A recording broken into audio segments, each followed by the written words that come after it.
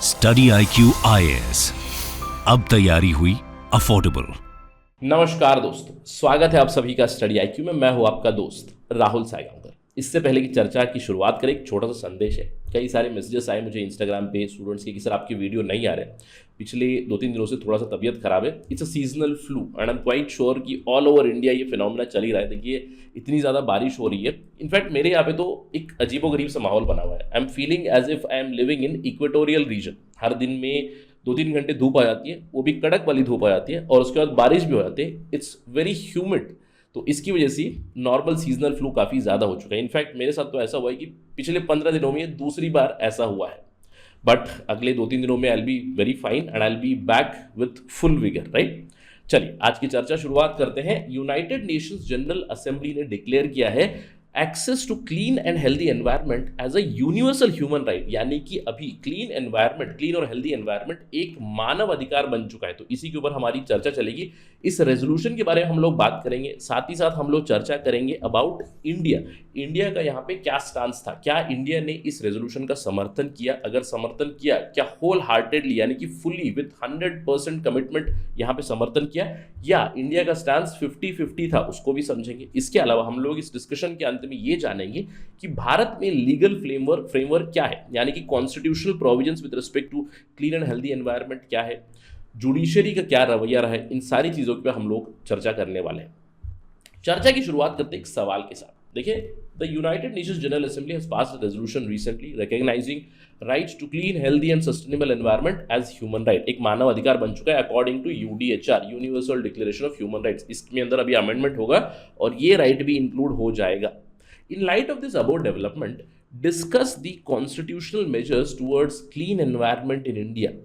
इसके अलावा to what extent is it feasible to enjoy fundamental rights to clean, healthy and sustainable environment in India? यानी कि India में जो clean, healthy और सस्टेनेबल एनवायरनमेंट है उसकी एंजॉयमेंट के प्रति, उस अधिकार के एंजॉयमेंट के प्रति क्या प्रॉब्लम्स हो सकती हैं और कितने हद तक ये फीजिबल है। इस डिस्कशन में हम लोग इस सवाल के प्रति काफ़ी ज़्यादा इन्फॉर्मेशन लेंगे। हम लोग इस रेजोल्यूशन के बारे में जानेंगे, हम लोग कॉन्स्टिट्यूशनल मेजर्स के बारे में जानेंगे और इन जनरल इंडिया में लीगल फ्रेमवर्क के बारे में जानेंगे, राइट। तो काफ़ी सारा कंटेंट आपको मिलेगा to attempt this particular question, right. To get to know all that information मेरे साथ बने रहिए। चलिए चर्चा की शुरुआत करते हैं, लेकिन उससे पहले अगर आप UPSC सिविल सर्विस की तैयारी कर रहे हैं तो ध्यान रखिए हमारा फाउंडेशन बैच लाइव हो चुका है। बैच 3 शुरू हुआ है अगस्त 1 तारीख से। ऑल्दो ओरिएंटेशन क्लास खत्म हुआ, लेकिन अभी भी आपके पास समय है। अगस्त 8 तारीख को एडमिशन्स क्लोज हो जाएंगे और आप जानते हैं कि इसमें लिमिटेड नंबर ऑफ सीट्स है, तो जल्द से जल्द यहाँ पे एनरोल कीजिएगा। देखिए, स्टडी IQ का उद्देश्य यही होता है कि आप तक क्वालिटी कंटेंट पहुंचाए एट अफोर्डेबल प्राइसेस। ये पूरा कोर्स जो फाउंडेशन बैच है, इसमें प्रीलिम्स के टेस्ट सीरीज आपको मिल जाएगी, दूसरे बहुत सारे फीचर्स है, जैसे कि आपके 900 घंटे की लाइव क्लासेस होंगी, 1-to-1 मेंटरशिप आपको मिलेगी, ज्ञान वाली सेशंस होंगे, आपके हैंड रिटन नोट्स मिलेंगे। इसी के अंदर आपको प्रीलिम्स की टेस्ट सीरीज भी मिल जाएगी, करंट अफेयर्स प्रोग्राम मिलेगा, सक्सेस इन प्रीलिम्स प्रोग्राम मिलेगा, everything the whole shebang in one particular program at cost of just 18,999। लेकिन आपको एक काम करना है, you have to use the code Rahul live. जब भी आप चेकआउट करें इस कोर्स को, आप हमारे वेबसाइट से भी खरीद सकते हो या फिर आप हमारा ऐप डाउनलोड कर सकते हो गूगल प्ले स्टोर से। Just go there, put the code Rahul live, you will get this entire course for 18,999 only, right. Remember 8 August 2022, right. चलिए चर्चा पे वापस चलते हैं। जैसे कि मैं आपको बता रहा था, हम लोग डिस्कस करने वाले हैं यूनाइटेड नेशंस जनरल असेंबली के एक रेजोल्यूशन के बारे में, जहां पे clean and healthy environment is now a part of human right, यानी कि एक मानव अधिकार का एक भाग बन चुका है। इनफैक्ट चलिए United Nations declaration of human rights पे चलते हैं और वहां पे देखते हैं किस तरह के अधिकार, किस तरह के राइट्स वहां पे डिक्लेयर किए गए हैं। देखिए, ये है यूनाइटेड नेशंस की वेबसाइट और आप देख सकते हैं universal declaration of human rights. जहां जहां मेरा कर्सर मूव हो रहा है वहां पे देखिए 20 से भी ज्यादा अधिकार अभी ह्यूमन राइट्स के भाग हैं। ये है प्रेम्बल UDHR का, universal declaration of human rights का। इसमें आर्टिकल 1 आप देख सकते हो, all human beings are born free and equal in dignity and rights. हर एक के पास अधिकार है ऑफ नॉन डिस्क्रिमिनेशन, यानी कि race, colour, sex, language, political opinion के आधार पर डिस्क्रिमिनेट नहीं किया जा सकता। हर एक इंसान के पास right to life, liberty and security of a person है। स्लेवरी हैज बीन अबॉलिश्ड, यानी कि हर एक इंसान के पास अधिकार है कि स्लेवरी से वो फ्री हो। नो पर्सन और no one should be held in slavery और सर्विट्यूड। टॉर्चर नहीं किया जा सकता, डिग्रेडिंग पनिशमेंट नहीं दे सकती, जुडिशरी के सामने आप सेम हो, यानी कि आपको fair treatment, principles of natural justice follow करने चाहिए। इसके अलावा बहुत सारे आपके पास अधिकार है, right to work, right against penal offences, right not to be subjected to the attacks. आपके पास फ्रीडम ऑफ मूवमेंट है विद इन योर स्टेट, यानी कि आपकी देश के अंदर आपके पास फ्रीडम ऑफ मूवमेंट होनी चाहिए, पॉलिटिकल असाइलम सीख करने की आपके पास फ्रीडम होनी चाहिए। Everyone has a right to nationality, यानी कि सिटीजनशिप के आपके पास अधिकार है। Men and women of full age, उनके पास इक्वल राइट्स होनी चाहिए, जेंडर इक्वालिटी होनी चाहिए। इसके अलावा जो राइट टू वर्क होना चाहिए, right to freedom of association, freedom of thought, freedom of speech and expression, बहुत सारी चीज़ें, 20 से भी ज़्यादा यहाँ पे जो अधिकार है they are part of universal declaration of human rights. बहुत सारी चीज़ें आपने देखा होगा कि we have already included in our fundamental rights. So this is the universal declaration of human rights. और अभी इस लंबी सूची में आपको right to clean and healthy environment भी ऐड कर दिया जाएगा। This would be amended very very soon. UDHR में ये भाग बन चुका है। अब सवाल उठता है कि क्या इंडिया ने इस यूनाइटेड नेशंस रेजोल्यूशन को समर्थन दिया? देखिए, India backs the UN resolution, of course India ने इसका समर्थन किया, लेकिन इंडिया ने कंप्लीटली 100% इस रेजोल्यूशन का समर्थन नहीं किया। चलिए इसको समझते हैं क्या हुआ। India has voted in the United Nation General Assembly for this resolution. India ने कहा हम इसको रेस्पेक्ट करते हैं, sustainable, right to sustainable environment, right to clean environment, right to healthy environment एक ह्यूमन राइट बनना चाहिए। लेकिन इसके ऑपरेटिव पैराग्राफ के ऊपर इंडिया ने एक सवाल उठाया। हम लोग थोड़ी देर में बात करते हैं क्यों सवाल उठाया, विल अंडरस्टैंड। 193 मेंबर्स है जनरल असेंबली में, जहां पे 161 मेंबर्स ने वोट किया इन फेवर, इसलिए रेजोल्यूशन पास हुआ। और कुछ एब्सटेंशन थे, जैसे कि Belarus, Russia, China, Kyrgyzstan, Syria, Ethiopia, इन लोगों ने अब्सटेन किया वोटिंग से। अब इंडिया ने यहाँ पे कुछ कंसर्न्स जताई अपनी। फर्स्ट ऑफ ऑल इंडिया ने कहा कि we are pro this resolution, but जिस तरह से आप रेजोल्यूशन को इंप्लीमेंट करने की बातें कर रहे हो, हम लोग उसके प्रोसीजर, उसके सब्सटेंस के ऊपर थोड़ा सा सवाल उठाते हैं। अब क्यों ऐसा हुआ? देखिए, ये जो रेजोल्यूशन था, इस रेजोल्यूशन में पहले तो ये कहा गया कि सभी के पास क्लीन, हेल्दी और सस्टेनेबल एनवायरनमेंट का अधिकार रहेगा, वो अभी एक मानव अधिकार रहेगा। और इसको हम लोग अचीव कैसे करने वाले, how is every nation going to achieve this? सबसे पहले आपको ध्यान रखना है, अब ये जब रेजोल्यूशन पास हुआ, इससे कोई बाइंडिंग लिमिटेशन या बाइंडिंग कमिटमेंट किसी देश के ऊपर नहीं होती है। आप ये जानते हैं कि यूएनजीए की resolution, it is not going to have binding effect on the parties, although it is going to have binding effect on UNGA's proceedings. UNGA के ऊपर बाइंडिंग रहेगा, लेकिन देशों के ऊपर बाइंडिंग नहीं रहेगी। अब यहां पे इन्होंने कहा, कैसे कहा कि हम लोग इसको इंप्लीमेंट कैसे करेंगे? It requires full implementation, remember it requires full implementation of all the multilateral environmental agreement, जैसे कि UNFCCC हो गया आपका, यूनाइटेड नेशंस कन्वेंशन अगेंस्ट डिसर्टिफिकेशन हो गया, United Nations convention on biological diversity, CBD हम लोग कहते हैं, कन्वेंशन ऑफ बायोलॉजिकल डाइवर्सिटी, बहुत सारे साइट्स हो गए। आप बहुत सारे कन्वेंशंस की बात कर सकते हो, Montreal protocol, Kyoto protocol, Vienna convention, जो भी एनवायरनमेंट से जुड़े हुए हैं, जो यूनाइटेड नेशंस के भाग हैं या फिर यूनाइटेड नेशंस के साथ अटैच है, उस तरह के कन्वेंशंस, ट्रीटीज, प्रोटोकॉल्स को हम लोग कंप्लीटली इंप्लीमेंट करेंगे। अब इंडिया ने ये कहा कि हम लोग समर्थन तो कर रहे हैं, कि इस अधिकार का समर्थन कर रहे हैं, लेकिन हमारे बहुत सारे कंसर्न्स है with some of the conventions जिसको इंप्लीमेंट करने की बात कर रहे हैं यूनाइटेड नेशंस। अब यहां हम लोग जानते हैं क्यों UNFCCC की जब बात करें हम लोग, India has concerns, isn't it? क्यों? UNFCCC में हमेशा इंडिया ये कहता रहा है कि प्रिंसिपल होना चाहिए CBDR का, यानी कि कॉमन बट डिफरेंशिएटेड रिस्पॉन्सिबिलिटीज। अब देखिए, अधिकार तो ये माना जा रहा है कि क्लीन, हेल्दी और सस्टेनेबल एनवायरनमेंट हो, लेकिन इस एनवायरनमेंट को बर्बाद करने में सबसे ज्यादा योगदान किसका रहा है? डेवलप कंट्रीज का रहा है। हिस्टोरिकल एमिशंस हो चुके हैं। जब हम लोग पोल्यूशन की बात करते हैं, क्लाइमेट चेंज की बात करते हैं, ग्लोबल वार्मिंग की बात करते हैं, बहुत हद तक इसमें कल्प्रिट कौन है? कल्प्रिट आर डेवलप्ड कंट्रीज, क्योंकि इंडस्ट्रियल रेवोल्यूशन के दौरान उन्होंने किसी एनवायरमेंटल लॉ का पालन नहीं किया, किसी कमिटमेंट को फॉलो नहीं किया, किसी कन्वेंशन को फॉलो नहीं किया, और वो डेवलप्ड बन चुके हैं by polluting the entire world. और इसीलिए भारत कहता है कि उनका योगदान और भी ज्यादा होना चाहिए, और इसके खिलाफ India had reservation against this, कि कुछ कन्वेंशन से कुछ नीतियां हैं जो हम चाहते हैं कि इंटरनेशनल लेवल पे प्रिंसिपल्स ऑफ इक्विटी आ जाए। अब देखिए, काफी हिस्टोरिक रेजोल्यूशन रहा है, इसके पीछे 50 साल की हिस्ट्री है। आपको याद होगा 1972 में United Nations convention on human environment हुआ, स्टॉकहोम कॉन्फ्रेंस जिसको हम लोग कहते हैं 1972 में। उसके बाद 50 सालों बाद अभी हिस्टोरिकली 2022 में आए हैं। इस रेजोल्यूशन को फॉरवर्ड किया था 5 मेंबर्स ने, Costa Rica, Maldives, Morocco, Slovenia और स्विट्जरलैंड। और यहाँ पे तीन प्रॉब्लम्स को टैकल करने की बात करते हैं रेजोल्यूशन। काफी अच्छा रेजोल्यूशन है which tries to tackle climate change, pollution, biodiversity loss. इन तीनों को टैकल करने की बात करता है इंडिया, इसीलिए मानता है इस चीज को। India accepts that right to clean, healthy and sustainable environment होना चाहिए। लेकिन कुछ सवाल जरूर रह जाते हैं और यही सवाल इंडिया भी उठाता है।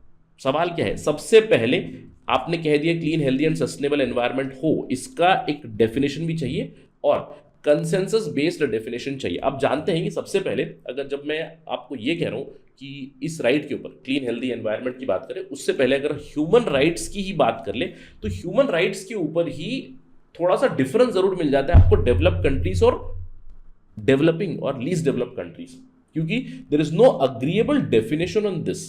जैसे कि फॉर एग्जाम्पल अब मैं आपको कह सकता हूं डेवलप कंट्रीज में क्लीन, हेल्दी और सस्टेनेबल एनवायरनमेंट के दृष्टिकोण से समझ लीजिए, अब हम लोग PM10 की बात करें या PM 2.5 की बात करें, उनके यहाँ पे और भी स्ट्रिंजेंट मेजर्स रहेंगे, लेकिन इंडिया में थोड़ा सा डाइल्यूटेड रहेंगे, फिर डेवलपिंग कंट्रीज में थोड़ा सा डाइल्यूटेड रहेंगे, या फिर डेवलप्ड कंट्रीज में right to internet would also भी part of the human rights. लेकिन क्या हम लोग डेवलपिंग और लीस्ट डेवलप्ड कंट्रीज में उसको मान सकते हैं? नहीं। तो इसीलिए ये जो डेफिनेशन है इसका भी क्लियर कट डेफिनेशन नहीं दिया रेजोल्यूशन ने। इसके अलावा प्रिंसिपल्स ऑफ इक्विटी मेंटेन करनी चाहिए, जो मैंने आपको कहा कि CBDR जिस तरह से रेजोल्यूशन आया है, क्या वो रेजोल्यूशन फाउंडेशनल प्रिंसिपल सेटअप करता है इक्विटी ऑफ एनवायरमेंटल लॉ? नहीं करता है। उस रेजोल्यूशन में इसका मेंशन भी नहीं।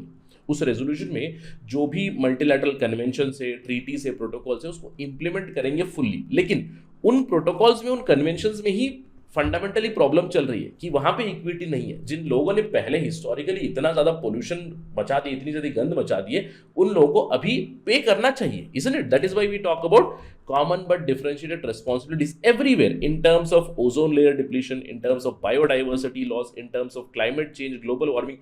हर जगह पे सबसे ज्यादा कंट्रीब्यूशन है डेवलप कंट्रीज का और डेवलप कंट्रीज को ज्यादा करना चाहिए, ये इंडिया का मानना है। इसीलिए इन प्रिंसिपल जो प्रोसीजर है, जो सब्सटेंस है उस रेजोल्यूशन का, उसका समर्थन इंडिया ने नहीं किया। तो देखते हैं कि इसके ऊपर आगे क्या होगा, डेवलपमेंट क्या होगी। अगर कोई खबर आई तो हम लोग चर्चा जरूर करेंगे, लेकिन आपको ध्यान रखना है इंडिया ने समर्थन किया, लेकिन इंडिया ने जिस प्रोसीजर से, जिस सब्सटेंस से वो रेजोल्यूशन है, उसका समर्थन इंडिया ने नहीं किया। अब अगर हम लोग बात करें इंडिया में क्या होता है, देखिए UDHR में, universal declaration of human rights में अभी वो मान रहे हैं, लेकिन इंडिया में इंडियन जुडिशरी ने इसको ऑलरेडी एक्सेप्ट किया, उसको डिफाइन किया हुआ है।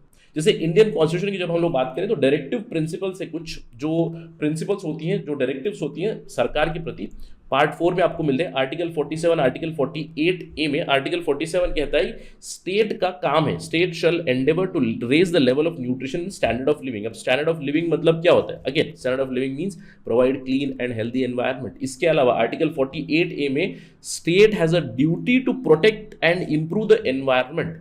ये तो स्टेट की ड्यूटी होगी, यानी कि सरकार की ड्यूटी होगी, गवर्नमेंट ऑफ द डे की ड्यूटी होगी। लेकिन सिटीजन्स की भी एक ड्यूटी है। फंडामेंटल ड्यूटीज में पार्ट 4A में आपको आर्टिकल 51A में ये हमारी भी ड्यूटी बनती है, ये हमारी जिम्मेवारी बनती है to protect and improve the natural environment including forest, lakes, rivers. ये तो कॉन्स्टिट्यूशनल प्रोविजंस है, राइट। लेकिन क्या हमारे पास एक फंडामेंटल राइट है टू क्लीन एनवायरनमेंट? देखिए, अगर हम लोग 1950 की बात करें, संविधान में एक अधिकार नहीं है था, मूल अधिकार नहीं था।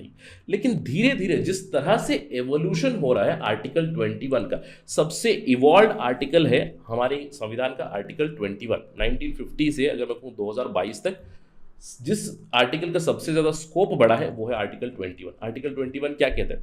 We have right to life and personal liberty. अब इस चीज को कंटिन्यूसली एक्सपैंड करता आ रहा है जुडिशरी, स्पेशली 1980s के बाद, मनेका गांधी केस के बाद। Fundamental right under article 21 it has been expanded और इसके अंदर एनवायरनमेंट का भी डोमेन आ चुका है। एनवायरनमेंट से रिलेटेड भी अधिकार बहुत ज्यादा एक्सपैंड हो चुके हैं। जैसे कि in municipal council Ratlam versus Vardichand case 1980 में सुप्रीम कोर्ट ने क्लियरली इनंसिएट किया है right to life and personal liberty of an individual, it includes right to a wholesome environment.